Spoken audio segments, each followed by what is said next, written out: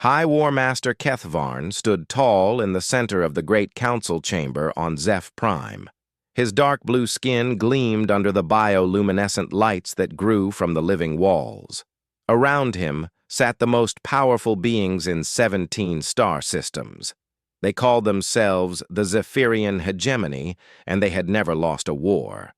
For 3,000 years, the hegemony had conquered world after world. Their ships were not built from metal and circuits like other species used. Instead, they grew their warships from living creatures. These bioships could heal themselves when damaged. They could think and react faster than any computer. They were perfect weapons of war. Kethvarn's own body showed the hegemony's power. His ancestors had changed their genes long ago.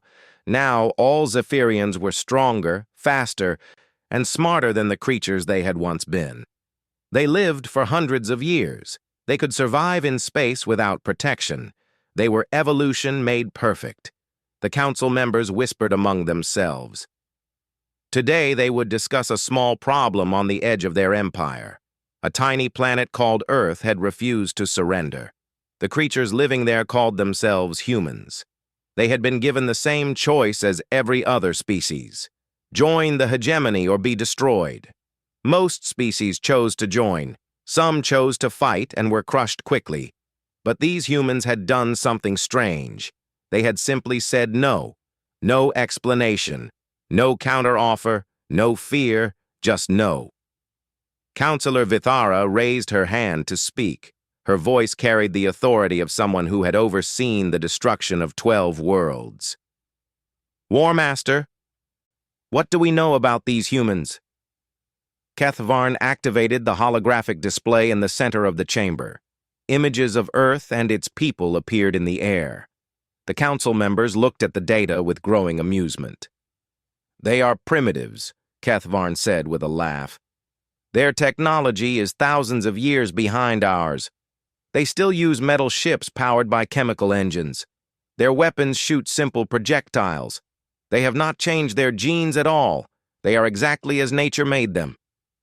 The display showed human cities, human soldiers, and human ships. Everything looked crude and ugly compared to hegemony technology.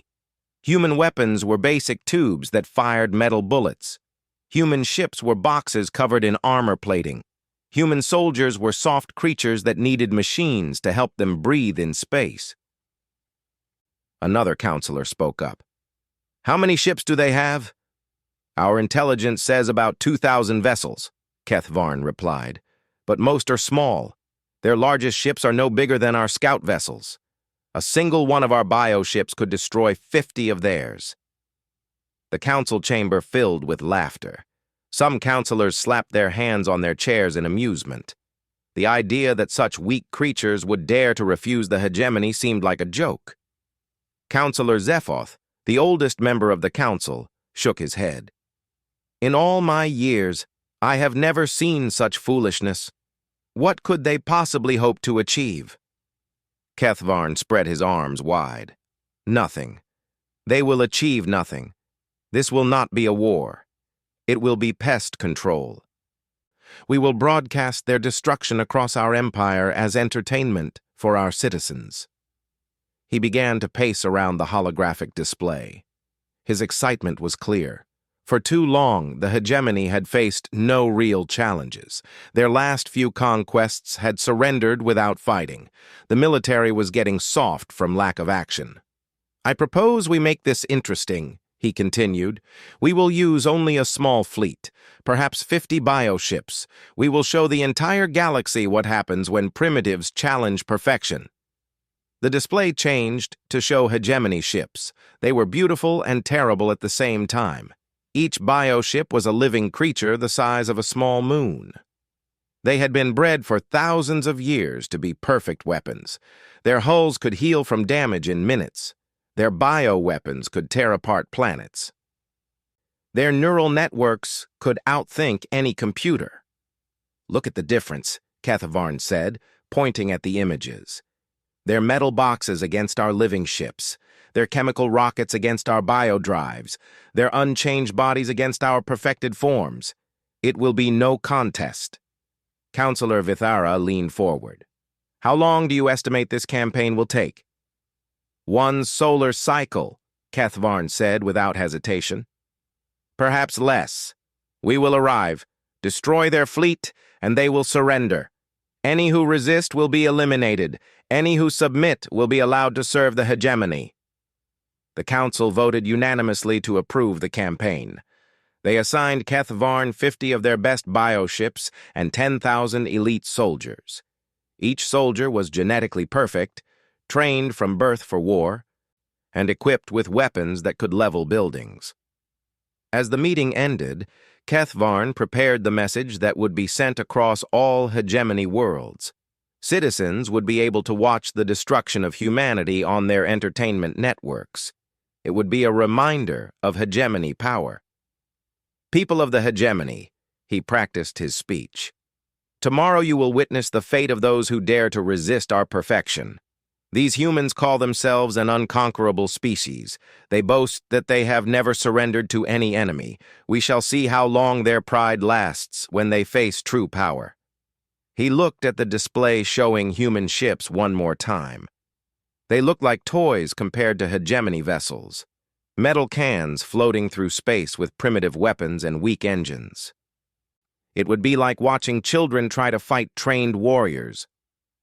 By the next solar cycle, he continued his speech, humanity will be nothing but a cautionary tale. Let all who watch remember this lesson. Perfection cannot be defeated by primitives. Evolution cannot be stopped by stubbornness. The hegemony is eternal. The council members filed out of the chamber, already planning their viewing parties for the upcoming entertainment. None of them had any doubt about the outcome. How could they? The hegemony had never lost. Their technology was superior. Their soldiers were perfect. Their ships were unbeatable. As Kethvarn prepared to leave, he took one last look at the human data. Something almost like pity filled him.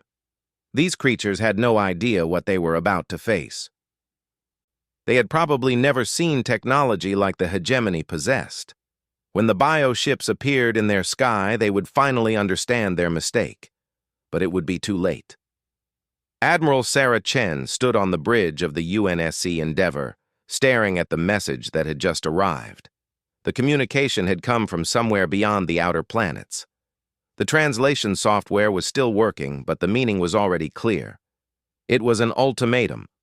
Around her, the bridge crew worked quietly at their stations. The Endeavour was humanity's newest battleship, but even she was just a metal box compared to what the message described. Chen had seen the images attached to the alien transmission. Ships the size of cities, weapons that could destroy planets, creatures that looked like they had stepped out of nightmares. "Admiral," called Lieutenant Morrison from the communication station. "We have a complete translation of the message." Chen nodded.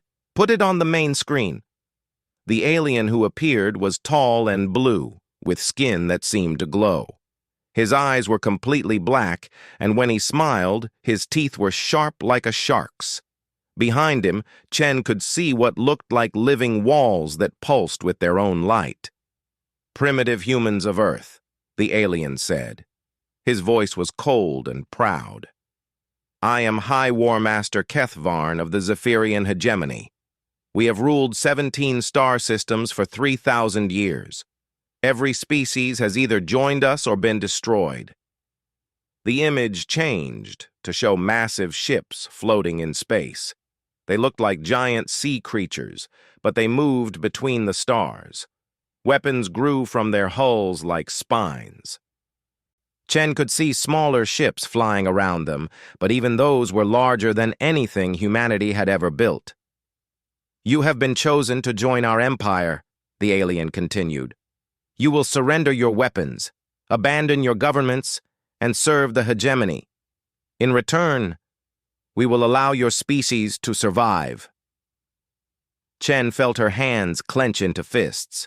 Around the bridge, she could hear her officers muttering angry words under their breath.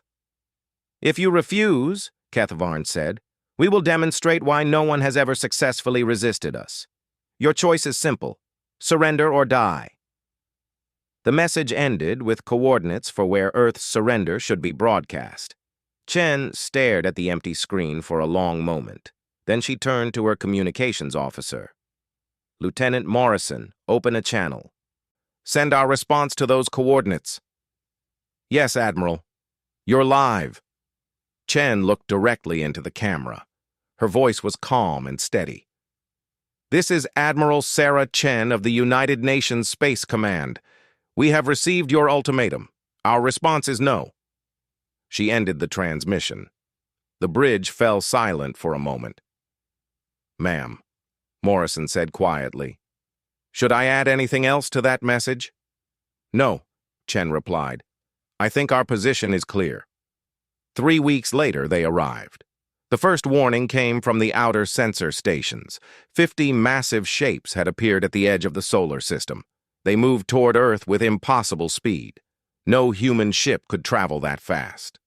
Chen stood in the command center deep inside Luna Base, watching the tactical display. Every human ship in the system was moving to intercept the aliens, 2,000 vessels against 50. Under normal circumstances, those would be good odds. But these were not normal circumstances. Admiral, called Commander Park from the sensor station, we're getting detailed scans of the enemy ships. The readings are strange. How strange? The hulls appear to be organic, living tissue, and they're not just moving fast. They're accelerating without any visible engines. No heat signature from propulsion systems. Chen nodded. She had expected something like this. The aliens had been boasting about their superiority for a reason. Admiral Chen, came a voice from the communication system. This is Captain Williams aboard the destroyer Marathon. My ship is in the lead formation. We should reach the enemy in 30 minutes. Copy that, Captain. Remember the plan. Test their defenses. Find their weaknesses. Stay alive. But Chen knew it would not be that simple. The human fleet moved toward the alien ships in careful formations. Their tactics had been planned and practiced for weeks. Every captain knew their role. Every ship was ready to fight. The aliens did not seem worried. They continued moving toward Earth in a straight line. They made no attempt to spread out or prepare for battle. It was as if they considered the human fleet to be no threat at all. The first engagement lasted exactly 17 minutes. Human ships opened fire at maximum range. Missiles and railgun projectiles streaked toward the alien vessels. For a moment, it looked like the attacks were working. Explosions bloomed across the surface of the bioships. Then the explosions faded, and the alien ships were undamaged. The living hulls had simply healed themselves. The aliens fired back with weapons that humans had never seen before. Beams of energy that cut through the strongest armor like it was paper. Biomissiles that chased human ships like hunting animals. Clouds of something that ate through metal hulls in seconds. One by one, human ships began to die. Captain Williams's voice crackled over the communications system. Admiral, the Marathon is taking heavy damage. Their weapons are cutting right through our armor. Request permission to ram the nearest enemy ship. Permission denied, Captain. Pull back and regroup. But it was too late. The Marathon exploded in a ball of fire that lit up the darkness of space. 16 other human ships died in the first battle. The alien fleet had not even slowed down. Chen watched the tactical display as her ships retreated. The aliens had proven their point. Human technology was useless against them. Human tactics meant nothing. Human courage was not enough.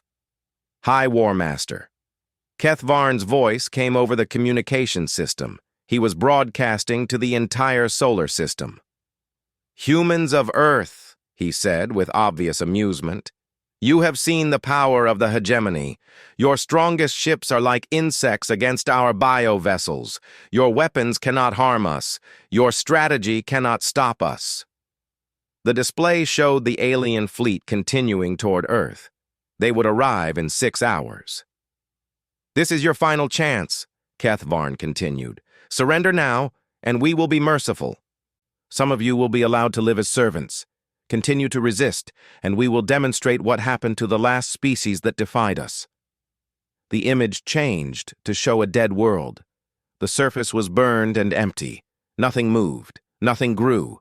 It was completely lifeless. "Choose wisely," the alien said. The transmission ended. The command center fell silent except for the quiet hum of computers and the distant sound of people working. Everyone was looking at Chen, waiting for her orders. She turned to face her staff. Her expression was calm, but her eyes were burning with determination. "Ladies and gentlemen," she said, "send a message to all remaining ships. Tell them to fall back to Earth orbit, and get me a direct line to Earth Defense Command." "Admiral," asked Commander Park, "what are your orders?" Chen smiled, but it was not a pleasant smile. "Tell them that Phase 1 is complete. The aliens think they understand us now. Time to move to Phase 2. High War Master Keth Varn watched the second wave of his fleet move toward Earth's moon. The first battle had gone exactly as predicted. Human ships had been destroyed easily. Their weapons had been useless. Their tactics had been primitive. Now it was time to finish this pest control operation. His bioship, the Devourer of Worlds, led 20 vessels toward the human moon base. Intelligence reports showed that the humans had built their main command center there. Once it was destroyed, Earth would have no choice but to surrender. "War Master," called his tactical officer, "we are detecting human ships in our path." Keth Varn looked at the display. 30 human vessels floated between his fleet and the moon.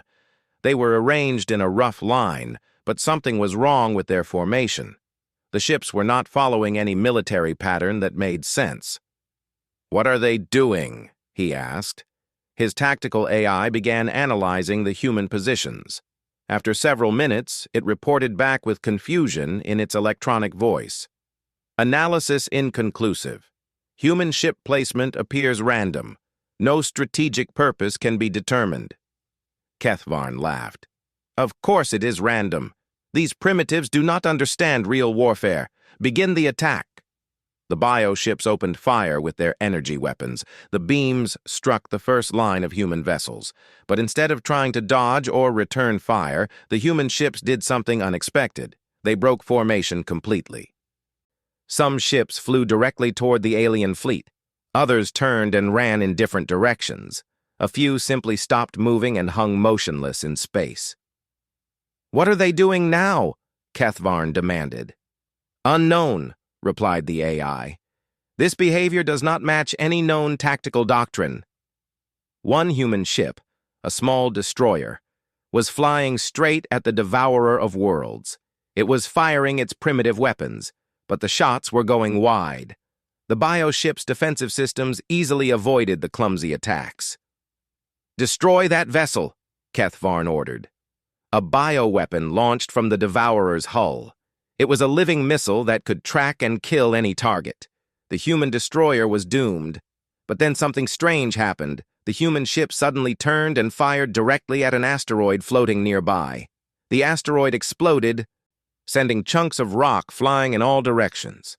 Several pieces hit the bioweapon, destroying it before it could reach its target. "Impossible," Keth Varn muttered. The human destroyer continued flying toward his ship. Its captain was broadcasting on all frequencies. "This is Captain Maria Vasquez of the UNSC Defiant. I'm coming for you, alien." The destroyer was badly damaged from earlier fighting.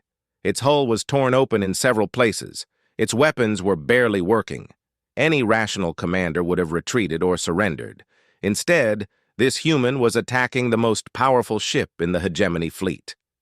"Tactical," Keth Varn called. "Why is that ship still approaching? Destroy it immediately." "Attempting to comply," the AI replied. "However, the target's flight path is highly irregular. Prediction algorithms cannot determine its next position." On the display, Keth Varn watched the human ship twist and turn through space in ways that made no sense. It would dive toward his fleet, then suddenly reverse direction. It would fire at empty space, then turn and shoot at debris. Sometimes it seemed to be retreating, then it would charge forward again. "Is the human pilot damaged?" Keth Varn asked. These maneuvers serve no purpose, but they did serve a purpose. While his weapons tried to track the erratic destroyer, other human ships were moving into position. They had been hiding in the asteroid field, using technology that somehow blocked his biosensors. "War Master," called his sensor officer. "Multiple contacts emerging from the asteroids. Human ships. But their energy signatures are different. More human vessels appeared from hiding places that should not have been able to conceal them. Their hulls had been covered with some kind of coating that made them nearly invisible to hegemony sensors. When they moved, they followed no pattern that the tactical AI could understand. One group of human fighters flew in a tight spiral, staying close together. Another group spread out over thousands of kilometers. A third group kept changing direction every few seconds, as if they could not decide where to go. "This is chaos," Kethvarn said. "They have no discipline, no strategy." His tactical officer looked up from her station. "Sir, our targeting systems are having difficulty locking onto the human vessels. Their random movements are interfering with our prediction algorithms." "Then stop trying to predict them. Just shoot them down." But it was not that easy. The hegemony had designed their weapons to fight intelligent enemies who used logical tactics. The bioships expected their opponents to follow military doctrine, to make rational decisions, to behave in ways that could be anticipated. These humans were doing none of those things. A human fighter suddenly accelerated directly toward one of Kethvarn's escort ships. The biovessel's defenses tracked the small craft and prepared to destroy it. But at the last second, the human pilot did something that defied all logic. He aimed his ship directly at the bioship's main weapon cluster and rammed it at full speed. The explosion was massive. The human fighter was completely destroyed, but it had damaged the alien weapon beyond repair. The bioship was wounded and confused, its living systems trying to heal damage they had never been designed to handle. "Report," Kethvarn demanded. "The bioship Flesh Render has sustained critical damage to its primary weapons array," his officer replied. "The human pilot deliberately sacrificed his life to disable our guns." "That makes no sense. Why would they throw away their lives for such minimal damage?" But more human ships were making the same choice. A destroyer flew directly into the path of a bioweapon, absorbing the attack to protect other human vessels. A squadron of fighters charged straight at a hegemony cruiser, firing everything they had while the enemy weapons tore them apart. Each human ship that died took out something important: a weapon system, a sensor array, a shield generator. The damage was small, but it was adding up. Captain Vasquez's voice came over the communications again. "Hey, aliens! You want to see something really crazy?" Her destroyer had reached the edge of the Devourer's defense grid. The ship was almost completely destroyed now, held together by emergency power and sheer determination. But Vasquez was still flying it straight at Kethvarn's flagship. "What is she doing?" he asked. The tactical AI analyzed the destroyer's course. "War Master, the human vessel appears to be on a collision course with our main biocore, but that is impossible. No species would sacrifice their command personnel in a direct attack." "Stop that ship, now!" Every weapon on the Devourer fired at the approaching destroyer. Energy beams and biomissiles converged on the small human vessel. The ship's hull was torn apart piece by piece. Systems failed. Weapons exploded. The bridge was exposed to space, but Vasquez kept flying. "This is for Earth," she broadcast as her ship entered the Devourer's defensive perimeter. In the last seconds before impact, Kethvarn saw something that chilled him to his core. The human destroyer had been gutted by weapons fire, but Vasquez had packed it full of nuclear explosives. She had turned her ship into a massive bomb. "All hands, brace for impact!" Kethvarn shouted. The destroyer struck the Devourer's biocore and exploded with the force of a small star. The living hull screamed as massive wounds opened across its surface. Critical systems failed. The great bioship, which had conquered dozens of worlds, was crippled by a single human pilot who had chosen to die rather than retreat. As emergency lights flickered across the Devourer's bridge, Kethvarn stared at the tactical display in shock. Half his escort fleet was damaged or destroyed. The humans had taken terrible losses, but they had hurt his supposedly invincible force. "Sir," his communications officer called out, "we are receiving a transmission from the human admiral." Admiral Chen's face appeared on the screen. She was smiling, but her eyes were cold as space. "Hello, War Master," she said. "I hope you enjoyed our little demonstration. You said we could not hurt your perfect ships. Captain Vasquez just proved you wrong." "This changes nothing," Kethvarn replied, trying to keep the uncertainty out of his voice. "You have only delayed the inevitable." Chen's smile grew wider. "You still don't understand, do you? This isn't about delaying anything. This is about teaching you a lesson. You think perfection makes you unbeatable. We're about to show you the power of chaos."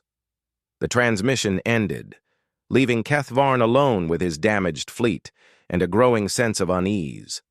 For the first time in 3,000 years, the hegemony had been hurt by an enemy they had underestimated, and the humans were just getting started.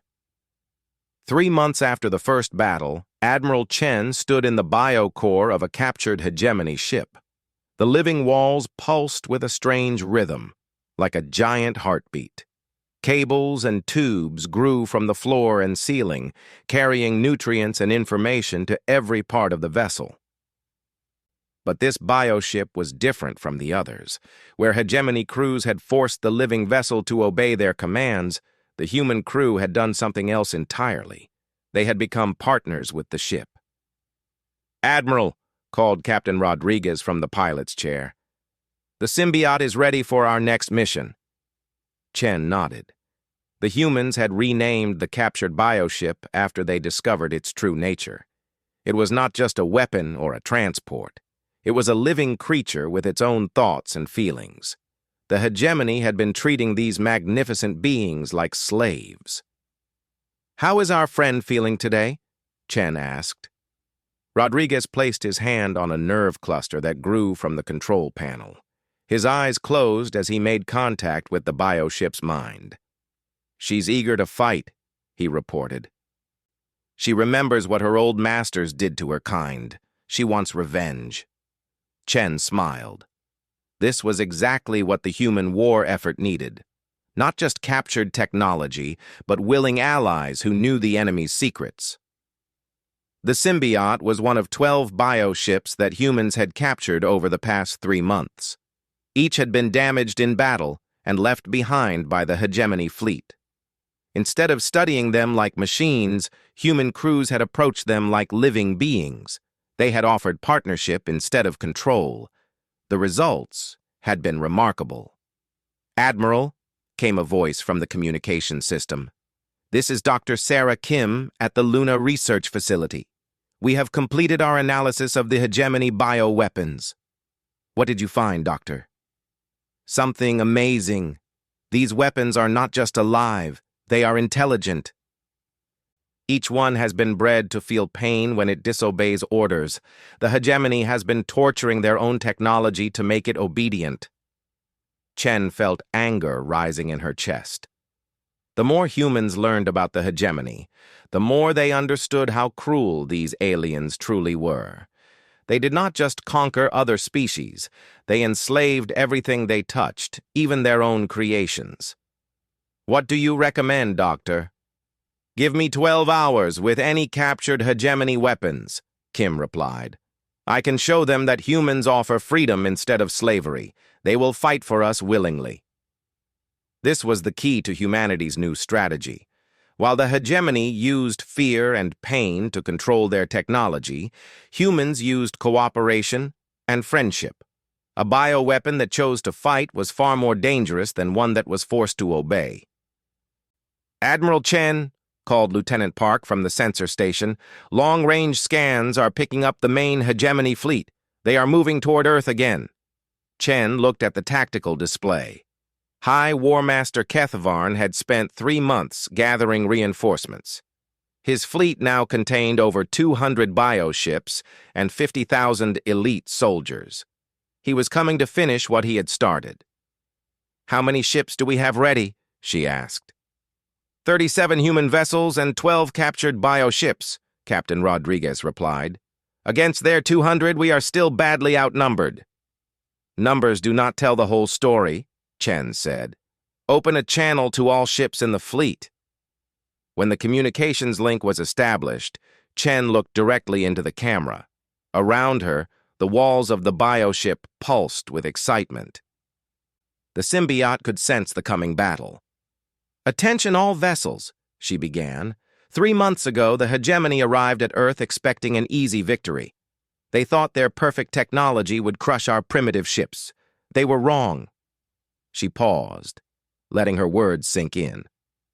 On ships throughout the solar system, human crews were preparing for the fight of their lives.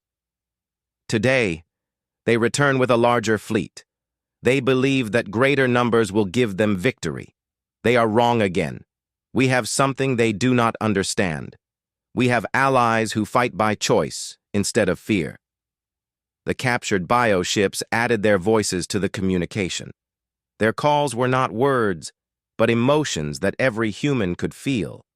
Determination, courage, and something else. Love for the creatures who had freed them from slavery. "Remember what Captain Vasquez taught us," Chen continued. "Perfection can be defeated by chaos. Slavery can be overcome by freedom. Today, we show the galaxy that partnership is stronger than domination." The human and bioship fleet moved toward the approaching hegemony vessels. But this time, they did not fly in straight lines or follow standard formations. They moved like a living thing, flowing and changing as they traveled through space. Keth Varn watched the approaching enemy from the bridge of his new flagship, the World Eater. It was the largest bioship ever grown, with enough weapons to destroy a planet. Around him, his expanded fleet spread across thousands of kilometers of space. "Tactical analysis of enemy formations," he commanded. His AI studied the human fleet for several minutes before responding. "Analysis complete. The enemy appears to be using a combination of human and hegemony vessels. However, their formation patterns are highly irregular." "Irregular how?"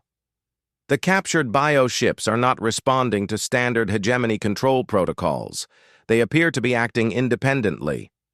Keth Varn felt a chill run down his spine. "That is impossible.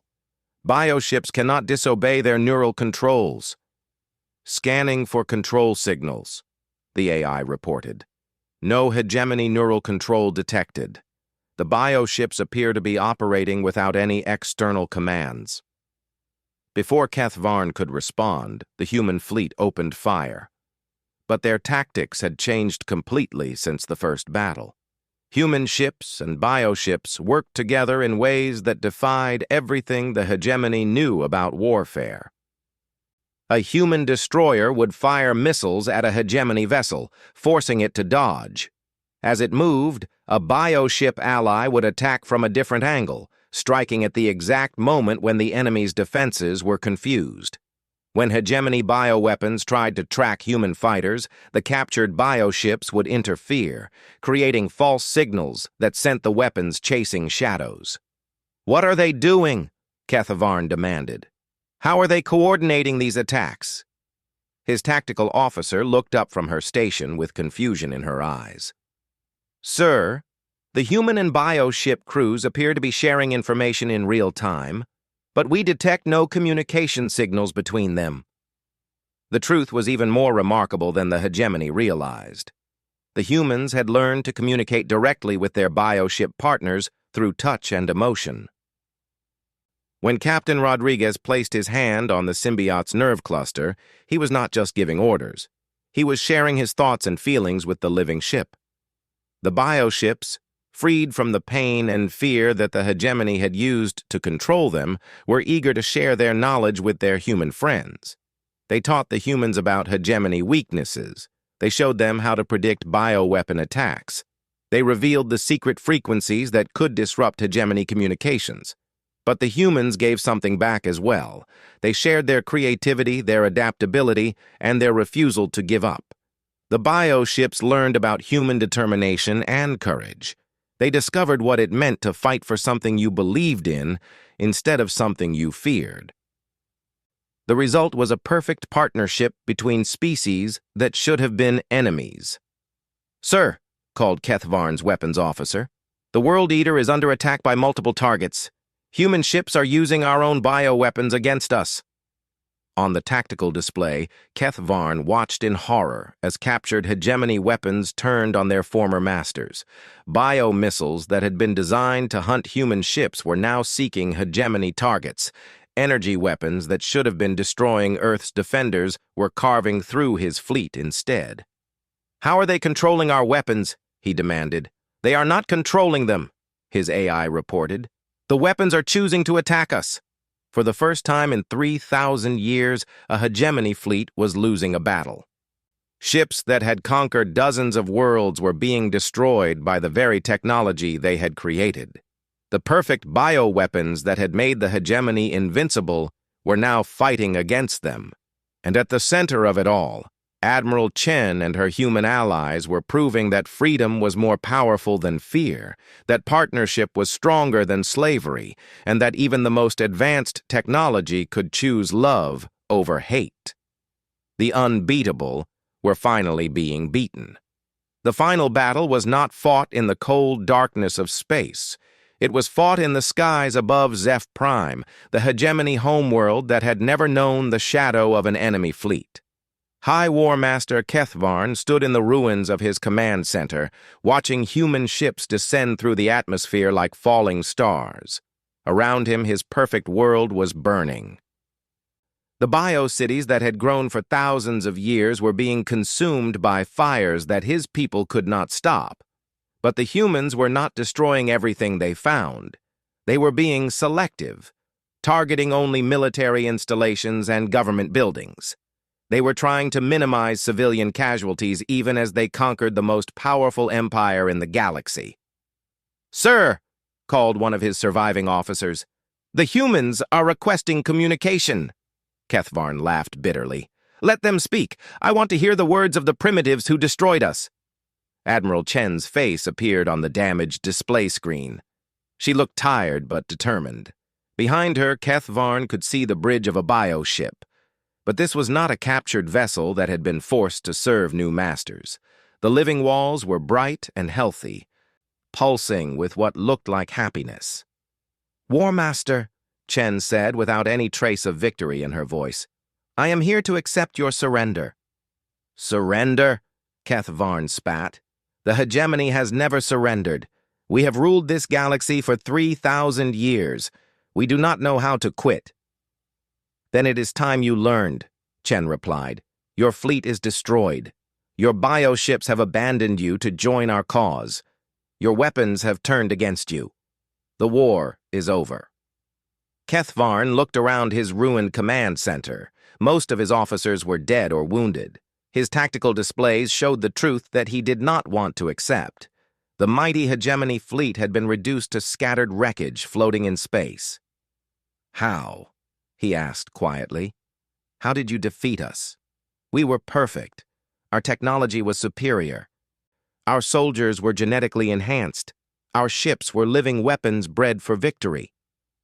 Chen's expression softened slightly. "That is exactly why you lost. You believed in perfection, and perfection has no room for growth. You thought that superior technology would guarantee victory, but you forgot that technology is only as good as the beings who use it." She paused, choosing her words carefully. "Your bioships were magnificent creatures, but you treated them like slaves. Your weapons were intelligent, but you forced them to feel pain if they disobeyed. You had created the most advanced technology in the galaxy, and then you broke it with cruelty." Kethvarn felt something he had never experienced before: shame. For 3,000 years, the hegemony had told itself that might made right, that conquest proved superiority. That fear was the most effective tool of control. But these humans had proven all of those beliefs wrong. We offered our bioship allies partnership instead of slavery, Chen continued. We gave captured weapons freedom instead of pain. We showed your own creations that there was another way to live. On the display, Keth Varn could see crew members working together on the bioship's bridge.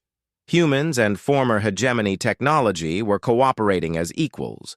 There were no masters and slaves, no controllers and controlled. There were only partners working toward a common goal. But how did you coordinate such complex attacks? He asked. Our tactical AI calculated that your primitive technology could not handle the data requirements for multi-species fleet coordination. Chen smiled for the first time since the conversation began. You are still thinking like machines. We did not coordinate anything. We learned to communicate with our allies through trust and understanding. When you truly care about someone, you do not need complex data networks to work together. Keth Varn tried to process this information, but it did not fit into any framework he understood. The hegemony had always relied on hierarchy and control. Orders came from above and were followed below. The idea that effective coordination could come from mutual respect was completely alien to him. Your greatest mistake, Chen continued, was believing that chaos was weakness. You saw our seemingly random tactics and thought we were undisciplined, but chaos can be a powerful tool when it is guided by purpose instead of fear. She gestured to something outside the view of the camera. Your AI tried to predict our movements, but prediction only works when your enemy follows logical patterns. We did not follow patterns because we were not fighting to win a game. We were fighting to survive. Survival does not care about rules or logic. It cares about adaptation. Then what happens now? Keth Varn asked. Will you destroy our species as we would have destroyed yours? No, Chen replied firmly. That is the difference between us. We did not fight this war to conquer an empire. We fought it to protect our freedom. Now that you can no longer threaten us, we have no reason to continue fighting. The communication screen split to show multiple images. On worlds throughout the former hegemony empire, human ships were arriving, but they were not arriving as conquerors. They were bringing medical supplies to planets that had been damaged in the war. They were offering food to species that had been left without resources when the hegemony fleet was destroyed. We are offering aid to every world that needs it, Chen explained. No conditions, no demands for tribute, no requirements to join a human empire. We simply want to help. Keth Varn stared at the images in disbelief. Why would you do this? We are your enemies. We tried to destroy you. You were never our enemies, Chen said gently. You were just afraid that someone might challenge your power, afraid that your perfect system might have flaws, afraid that you might not be as superior as you believed. She leaned forward, looking directly at him through the camera. Fear makes people do terrible things, but fear can be overcome. We are offering your people a chance to learn a new way of living, a way based on cooperation instead of domination, partnership instead of slavery, freedom instead of fear. Keth Varn felt tears running down his face. In 3,000 years of conquest, he had never cried. The hegemony had bred emotion out of its leaders, believing that feelings were weaknesses that led to poor decisions. But now he understood that emotions were not weaknesses. They were what made life worth living. What must we do? He asked quietly. Learn, Chen replied. Learn that imperfection is not something to be corrected, but something to be embraced. Learn that strength comes not from controlling others, but from working with them. Learn that true victory is not defeating your enemies, but helping them become your friends. The communication ended, leaving Keth Varn alone in his ruined command center. Outside the broken windows, he could see human ships landing in the capital city. But they were not bringing soldiers or weapons. They were bringing doctors and teachers and engineers who wanted to help rebuild what the war had destroyed. For the first time in his long life, Kethavarn began to hope that the future might be better than the past. In the months that followed, the galaxy began to change. The rigid hierarchy of the hegemony was replaced by a loose federation of worlds that cooperated by choice rather than force. Former slave species were freed to develop their own cultures and technologies. Bioships and intelligent weapons were given rights and protections as sentient beings. And at the center of it all were the humans who had taught the galaxy that perfection was not the goal. The goal was growth, learning, and the endless potential that came from embracing the beautiful chaos of imperfection. The unbeatable had been beaten not by superior force, but by superior wisdom. And in losing, they had finally learned how to win.